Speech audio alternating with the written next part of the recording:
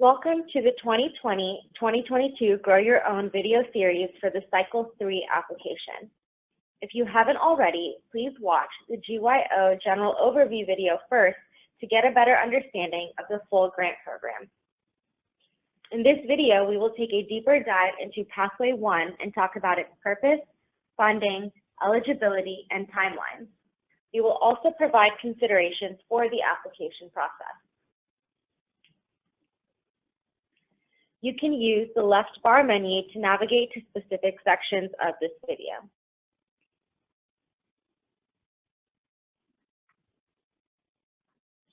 Pathway 1 offers funds to support educators in establishing, implementing, and enhancing CTE education and training courses with dual credit opportunities in their school and district.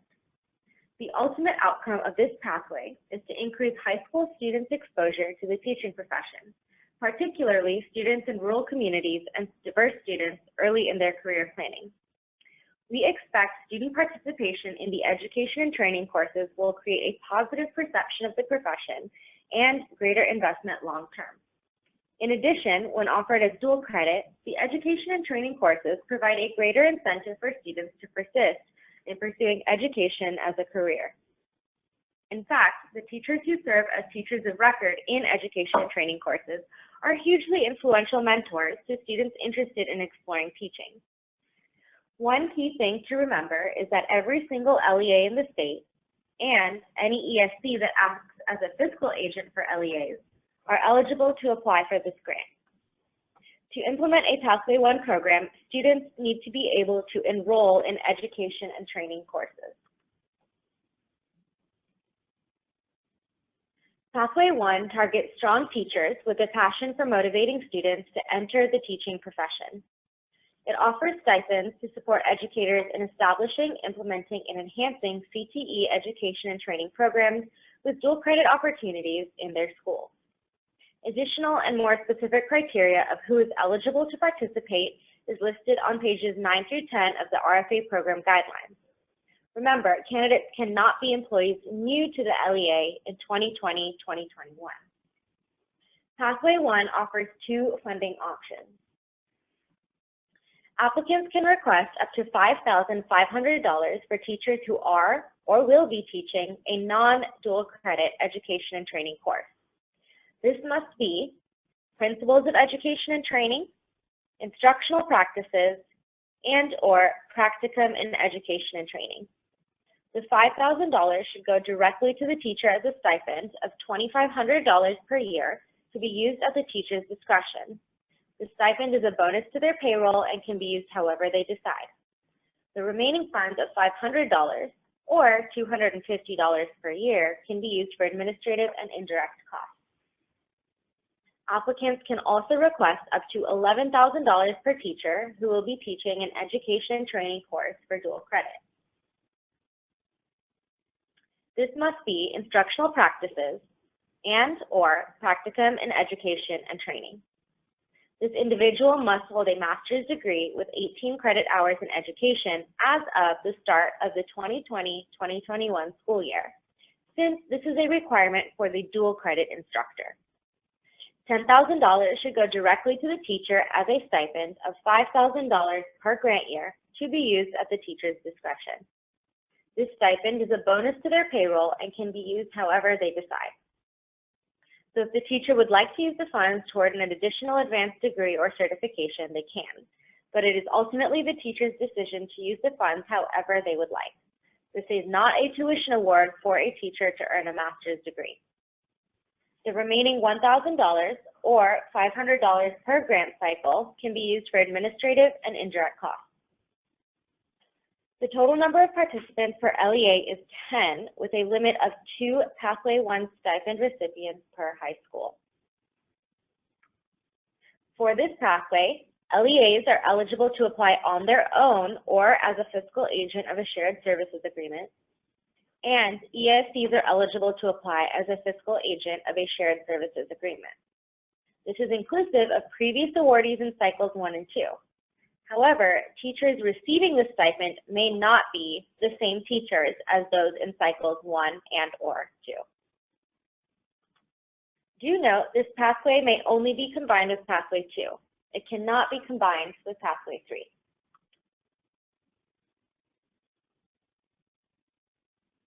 In addition to the teacher stipend, there is an additional one-time payment of $8,000 or $10,000 available for each high school participating in the LEA.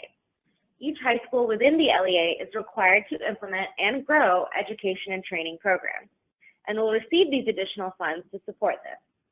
Therefore, funds cannot be concentrated on one high school or CTE center within an LEA that has several high school campuses. All LEA high schools must participate, and there is no limit to the number of high schools that receive funds. Again, there are 3 courses this grant addresses: Principles of Education and Training, Instructional Practices, and Practicum in Education and Training. All high schools should offer at least one of these 3 courses in the first grant year and at least 2 of these courses in the second grant year. All campuses must also participate in a chapter of TAPI or SCCLA. Teachers and students of the education and training courses must compete in at least one competitive event per school year. To support these activities, we have identified 3 types of high schools. High schools that are planning to implement a dual credit education and training program can be allocated $10,000. High schools without dual credit plans that also do not have existing education and training courses in 2019-2020 can be allocated $10,000. High schools without dual credit plans that do have education and training courses in 2019-2020 can be allocated $8,000. Do not double dip funding amounts here.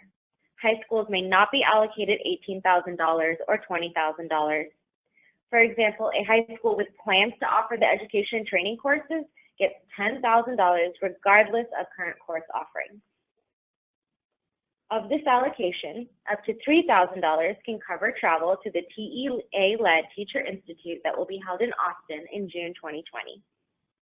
The remaining funds can be used to support the implementation and growth of the education and training program and organization. The RFA program guidelines document has a complete list of allowable uses of these funds. For more information on the education and training courses themselves and the concurrent course sequence, be sure to watch the education and training course video. Let's take a look at an example funding request for Pathway 1. In this scenario, the district has 5 high schools, 2 of which offer education and training courses in the 2019-2020 school year, and 2 of which have plans to offer dual credit education and training programs with the support of this grant. That leaves 1 high school without existing courses and without plans for dual credit. The LEA is requesting funding for 10 teachers total, 2 from each high school. 4 of these 10 teachers have master's degrees and will be teaching the education and training courses for dual credit.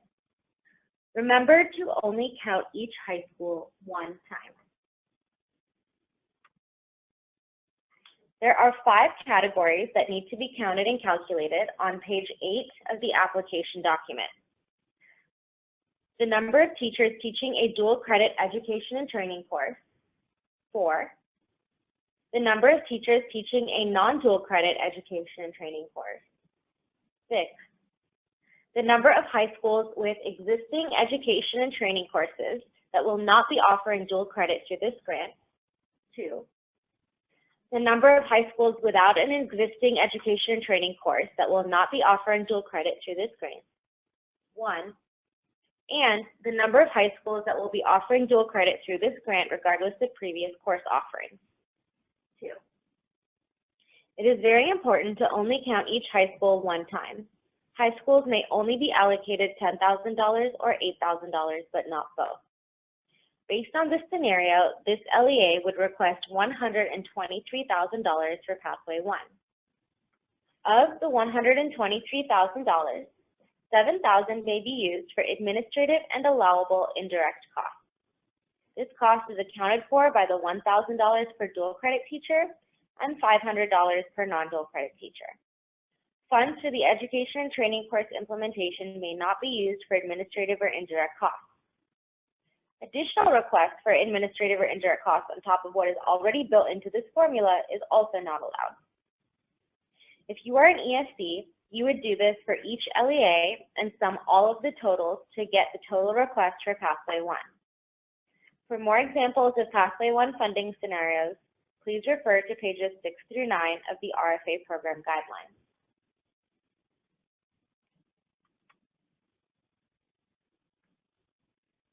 Let's first review the timeline for all education and training programs. All high schools must develop education and training courses in the 2019-2020 school year, considering master scheduling, student recruitment, and other long-term planning. In the 2020-2021 school year, campuses must offer and candidates must teach at least one of the following courses: Principles of Education and Training, Instructional Practices, and/or Practicum in Education. All high schools must also have a chapter of TAFE or FCCLA with students in at least one competitive event. In the 2021-2022 school year, candidates must continue to teach at least one of the three named education and training courses.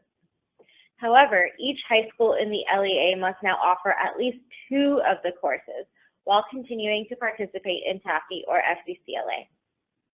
Now, let's add on to the timeline additional activities for campuses offering dual credit with Pathway 1B teacher candidates.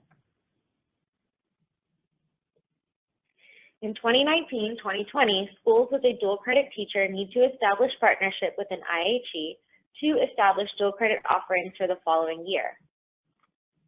Then, they must teach at least one education and training course section for dual credit in 2020-2021 and two sections for dual credit in 2021-2022.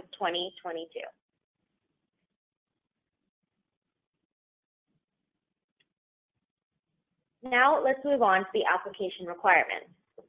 In this section, you will find helpful considerations for completing the application and attachment sections for Pathway 1 requests.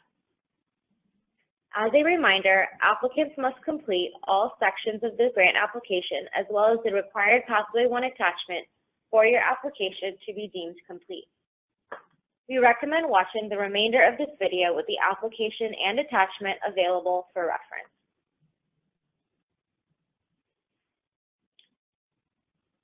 The first section of the application is the needs assessment. On page 2, the applicant should identify 3 quantifiable needs, as identified in your needs assessment, that program funds will address, and describe your plan for addressing each need. First, this question requires that each applicant conduct a comprehensive needs assessment in alignment with the purpose of the Grow Your Own grant. Recall that the goals of the grant are to elevate the perception of the teaching profession, address teacher shortages, and increase the quality and diversity of the teacher workforce. The outcome of the comprehensive needs assessment process, the 3 identified needs, will then be included in the application. When conducting the needs assessment, some data sources to consider include the number of teacher vacancies, the number of applications per teacher vacancy, and the diversity of the LEA campus teaching staff in comparison to the diversity of the LEA or campus student population. For additional information about conducting a comprehensive needs assessment, please reference page 40 of the General and Fiscal Guidelines. The applicant should articulate a plan to directly address each of the identified needs in alignment with the Pathway 1 program. Also, as a reminder, be sure to quantify your needs. This section is worth 10 points total. Next, the application asks the applicant to identify a SMART goal consistent with the purposes of the grant, and 3 benchmarks for progress and implementation of the grant. This is on pages 2 to 3 of the application document. The SMART goal should align with the purpose of the grant, growing and recruiting qualified, diverse teachers to the field. For additional information regarding the development of SMART goals that are specific, measurable, achievable, relevant, and timely, please reference page 42 of the General and Fiscal Guidelines. Benchmarks are measurable short-term goals that indicate progress towards a SMART goal. For the purpose of the Grow Your Own grant, strong benchmarks would align to specific performance measures addressed in pages 24 and 25 of the RFA program guidelines. For instance, a specific performance measure could be the number of students enrolled in the education and training courses on each high school campus per grade level each semester. These sections of the application are worth 10 points total. The next section asks applicants to address how they will use the required collection of program evaluation data to make adjustments and modify their programs to ensure that they reach their benchmarks and SMART goals. For additional information on project evaluation and modification, see data collection requirements on pages 24 to 25 of the RFA program guidelines. When developing the plan, take into consideration the process you will use to collect the required data and the process you will implement to make adjustments to the plan as necessary. This section of the application is worth 5 points.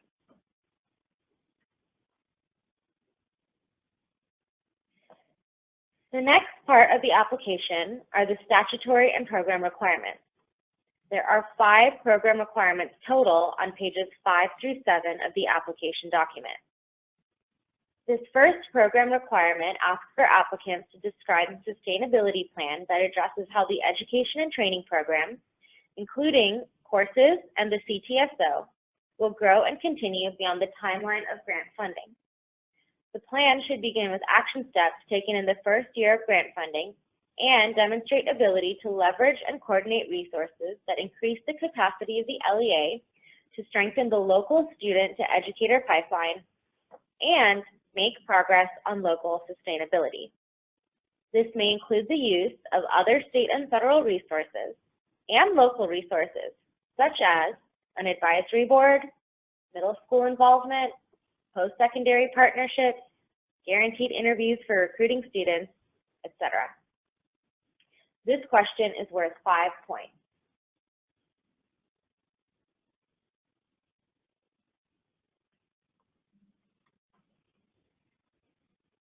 The second program requirement asks for applicants to describe the plan to recruit teachers to the program. The plan must incorporate research-based best practices and equitable recruitment. Some things to consider are which teachers have measurable student achievement and the ability to motivate students to pursue teaching, and how will you generate interest among diverse, high-performing, and highly motivating teachers. This question is worth 5 points. The third program requirement asks for applicants to describe how the LEA will equitably select quality, diverse candidates from the pool of eligible candidates to teach education and training courses. The type of information we are looking for includes the use of any interview questions, assessment of persistence, recommendations, rubrics, consideration of hard-to-staff areas, or other tools using research-based, equitable best practices. It is also important that you make a link to your needs assessment here regarding your choice of teachers.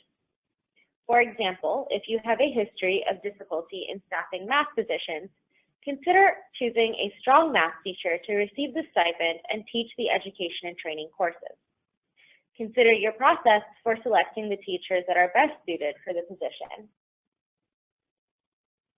This question is worth 5 points.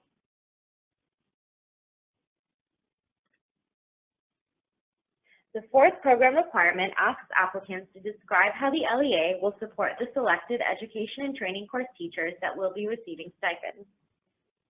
We recommend that you name specific supports for potential career pathways, resource supports, and personnel supports.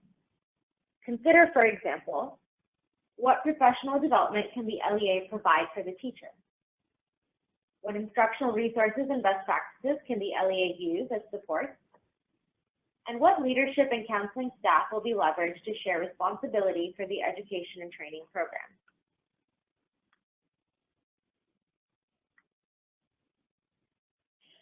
Program Requirement 5 asks the applicant to describe the Memorandum of Understanding in which the selected teacher commits to remain in the LEA for an agreed upon length of time as a condition of receiving the stipend, and the LEA commits to retaining the education and training teacher with satisfactory job performance. List additional conditions and responsibilities of both parties, as well as the number of years of candidate commitment.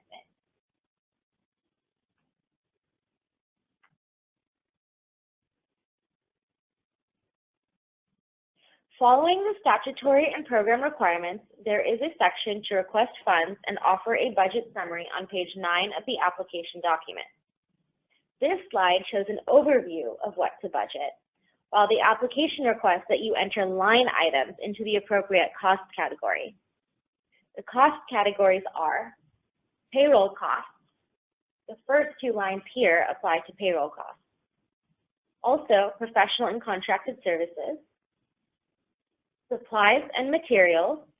The 4th line here refers to supplies and materials, and other operating costs. The 3rd line here refers to other operating costs. For the budget summary, you will need to list all of the allowable grant-related activities for which you are requesting grant funds.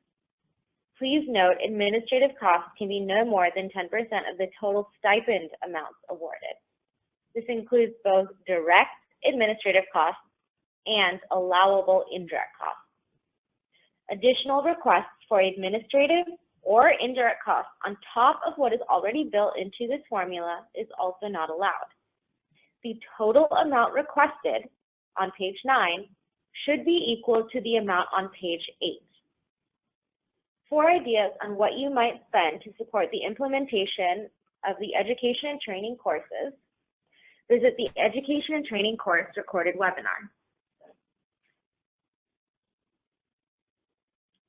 Please take care in completing your budget within allowable parameters. This accounts for 10 points in the application. For a complete list of allowable costs, refer to pages 22 through 24 of the RFA Program Guidelines document. In addition to the application, there is an attachment that needs to be completed and submitted in order for your application to be deemed complete. The attachment can be found on the Grants Opportunities page after searching for the 20 Your Own Grant Program Cycle 3. There are 2 questions on the attachment that are relevant to Pathway 1 program design. The first is requesting details on the implementation and growth of the education and training courses. This includes who will be recruited to the program, when and how marketing will occur, how counseling and leadership staff will be involved, and more. Be sure to be as specific as possible in this section, following both the guidance on the RFA document and the attachment itself. Things to consider include: how will you build a comprehensive plan that aligns to grant goals and local staffing needs? How will participation in TAFE or SBCLA supplement the skills students learn in the course? And how will you plan for the program and enrollment to grow and improve each year? The second question is relevant only to applicants that are requesting funds for dual credit programs. In this question, the applicant must describe their IHE-LEA partnership. An IHE is an institution of higher education. Things to consider include: what steps will you take to identify and pursue a dual credit partner? What added value will this partnership have for students and their persistence? The program attachment accounts for 20 application points. Finally, if the applicant is a fiscal agent on behalf of a shared services agreement, it must submit a list of participating LEAs.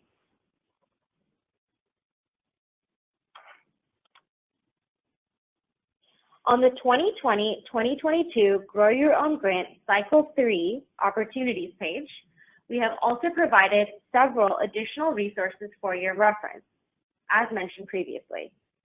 The intention of providing these resources is to share additional background information, research, and best practices, which applicants may use to inform the design of their program.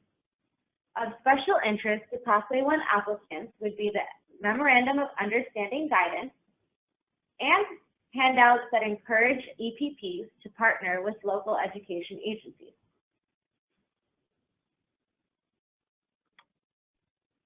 As you review the additional webinars in the sequence, and as you design and complete your grant application, please submit any and all questions that arise.